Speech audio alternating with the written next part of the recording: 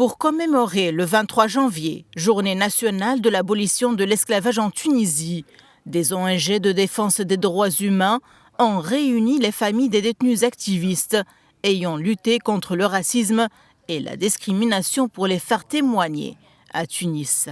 Les gens sont présents parce qu'ils ont exprimé leur soutien et leur solidarité avec les migrants.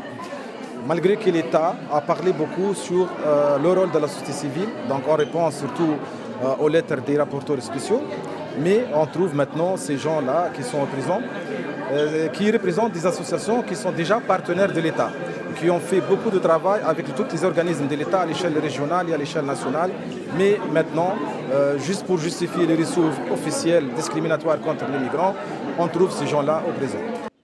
Sadia Mosbeh, figure de proue de la lutte contre le racisme en Tunisie, présidente emblématique de l'association Mnemti, a été arrêtée en mai 2023.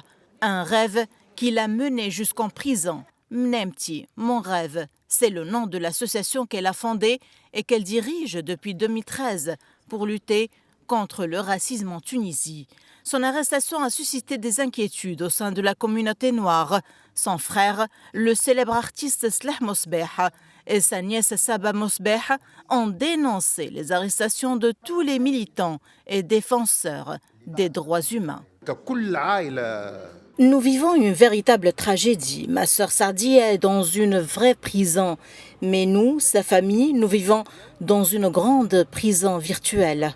Je n'ai pas le droit d'aller la visiter puisque ce sont uniquement les liens directs. Puisque c'est ma tante, il n'y a que mon père, ses sœurs et son fils qui ont le droit d'y aller. Donc j'ai des informations très du style, elle va bien. Je pense que tout le monde qui a été retenu en otage, je dirais en otage, parce qu'on ne connaît pas les raisons jusqu'à aujourd'hui. Du moins moi, je ne connais pas les raisons, donc je dirais que ces personnes qui sont en prison, il n'y a pas de justificatif par rapport à ce qui se passe. Donc je suis là pour une mobilisation totale.